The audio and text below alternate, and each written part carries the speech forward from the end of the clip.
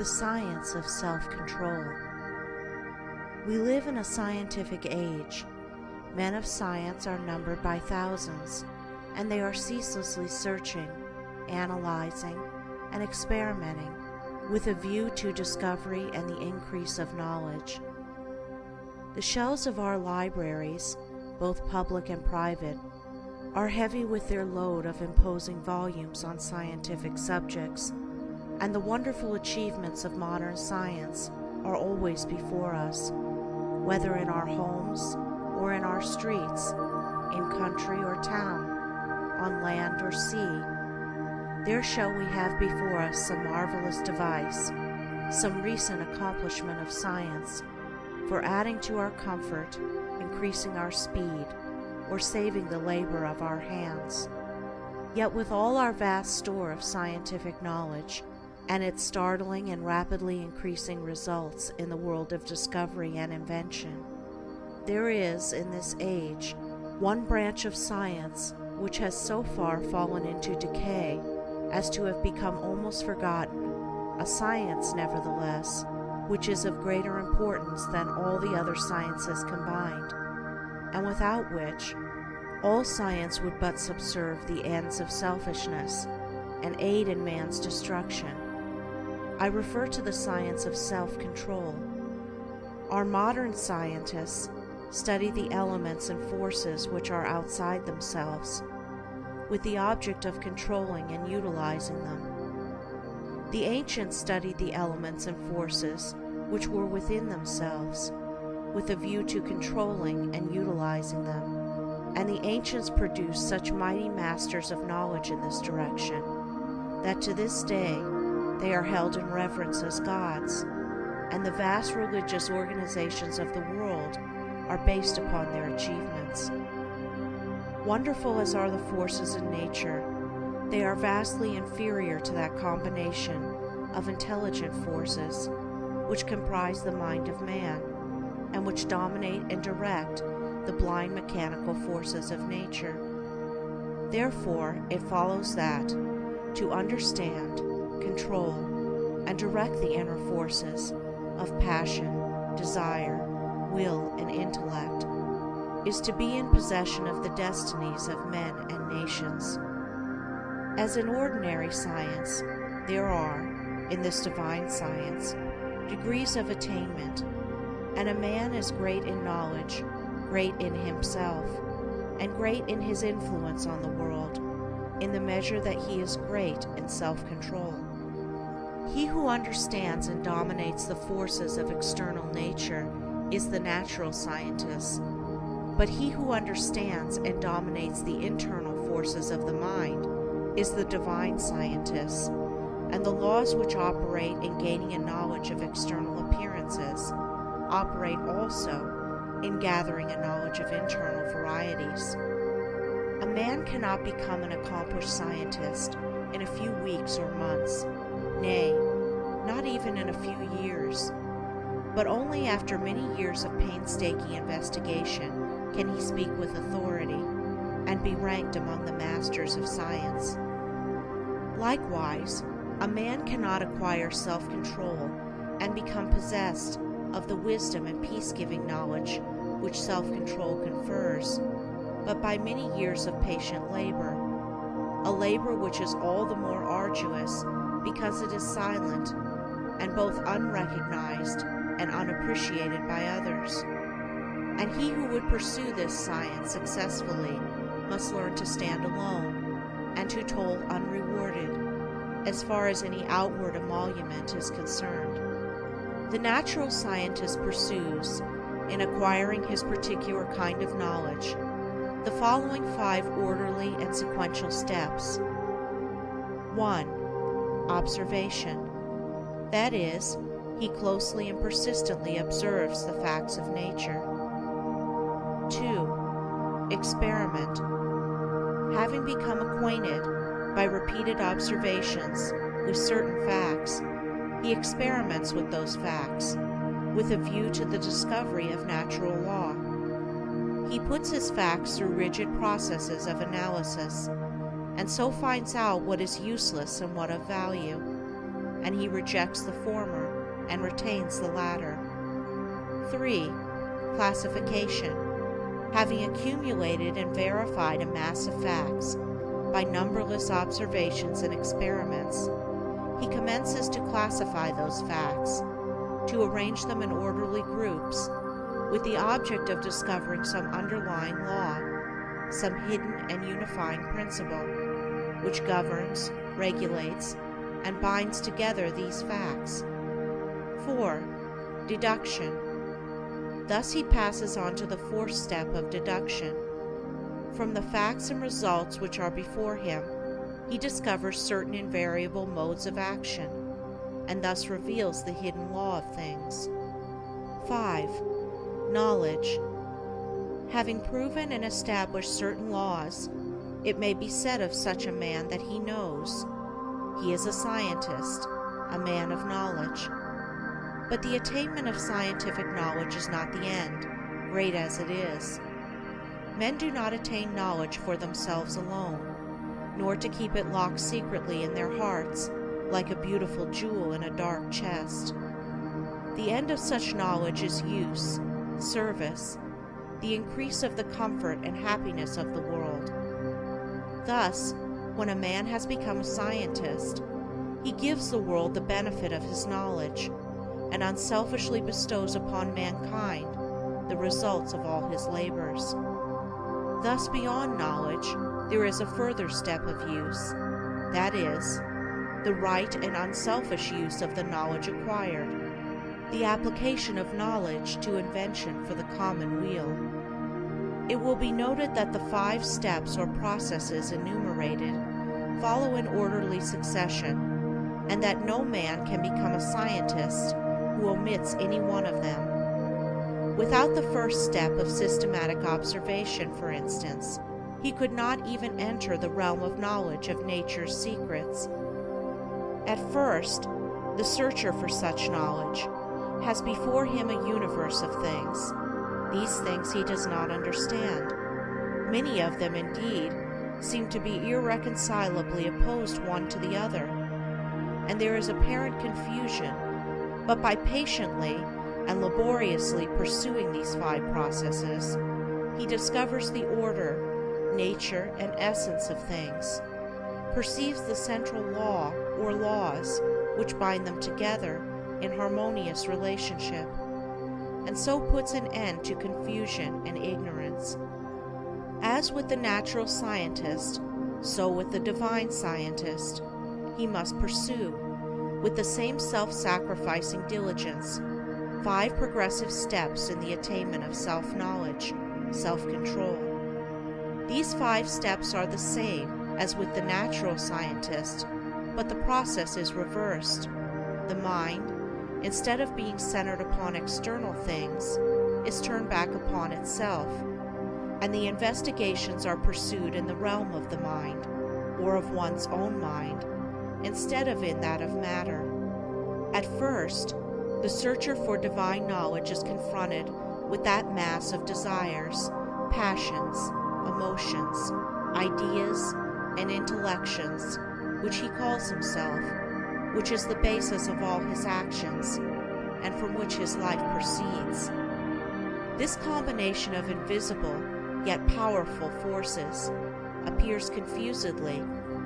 Some of them stand, apparently, in direct conflict with each other, without any appearance or hope of reconciliation. His mind in its entirety, too, with his life which proceeds from that mind, does not seem to have any equitable relation to many other minds and lives about him. And altogether, there is a condition of pain and confusion from which he would fain escape. Thus he begins by keenly realizing his state of ignorance.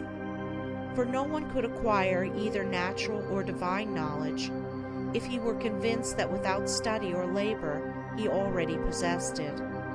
With such perception of one's ignorance, there comes the desire for knowledge, and the novice in self-control enters upon the ascending pathway, in which are the following 5 steps. 1. Introspection. This coincides with the observation of the natural scientist. the mental eye is turned like a searchlight upon the inner things of the mind, and its subtle and ever-varying processes are observed and carefully noted.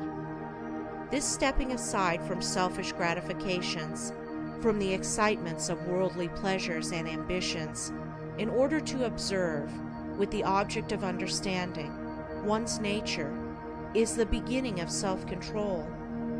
Hitherto, the man has been blindly and impotently borne along by the impulses of his nature, the mere creature of things and circumstances, but now he puts a check upon his impulses, and instead of being controlled, begins to control. 2. Self-analysis. Having observed the tendencies of the mind, they are then closely examined, and are put through a rigid process of analysis.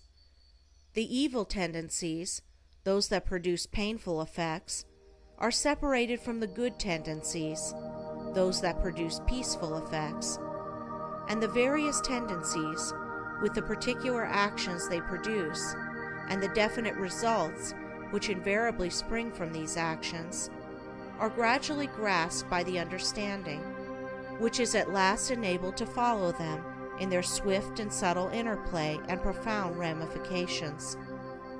It is a process of testing and proving, and for the searcher, a period of being tested and proved.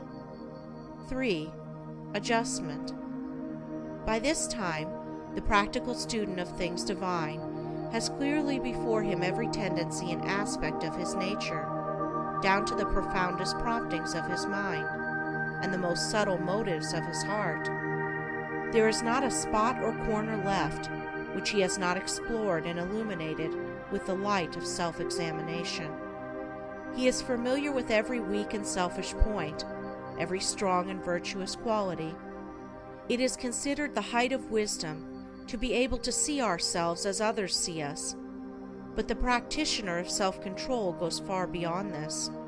He not only sees himself as others see him, he sees himself as he is, thus standing face to face with himself, not striving to hide away from any secret fault, no longer defending himself with pleasant flatteries, neither underrating nor overrating himself or his powers, and no more cursed with self-praise or self-pity.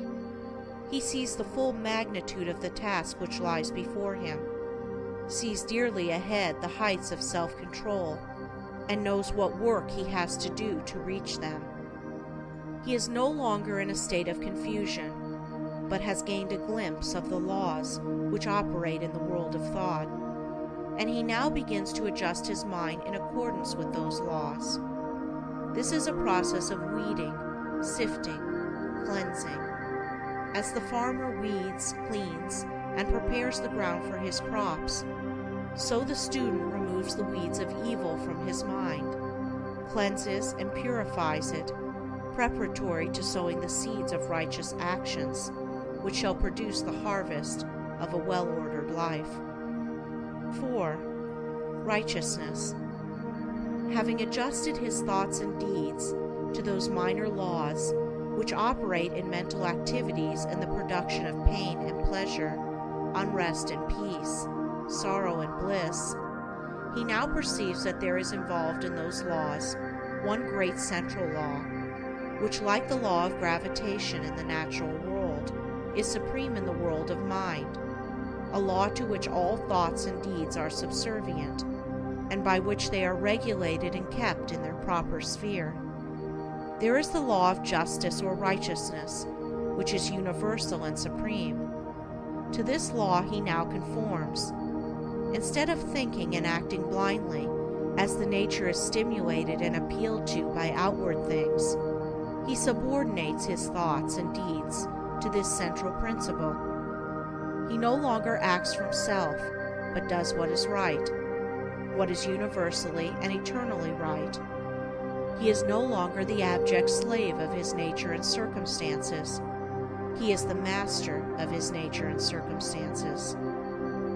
He is no longer carried hither and thither on the forces of his mind. He controls and guides those forces to the accomplishment of his purposes. thus having his nature in control and subjugation, not thinking thoughts, nor doing deeds which oppose the righteous law, and which therefore that law annuls with suffering and defeat. He rises above the dominion of sin and sorrow, ignorance and doubt, and is strong, calm, and peaceful. 5. Pure knowledge. By thinking right and acting right, he proves by experience the existence of the divine law on which the mind is framed, and which is the guiding and unifying principle in all human affairs and events, whether individual or national. Thus, by perfecting himself in self-control, he acquires divine knowledge.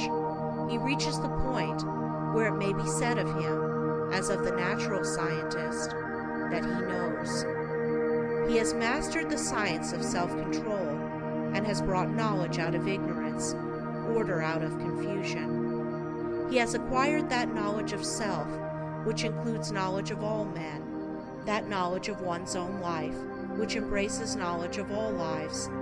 As for all minds are the same in essence, differing only in degree, are framed upon the same law, and the same thoughts and acts, by whatsoever individual they are wrought, will always produce the same results. But this divine and peace-bestowing knowledge, as in the case of the natural scientist, is not gained for one's own self alone. For if this were so, the aim of evolution would be frustrated, and it is not in the nature of things to fall short of ripening and accomplishment. And indeed, he who thought to gain this knowledge solely for his own happiness would most surely fail.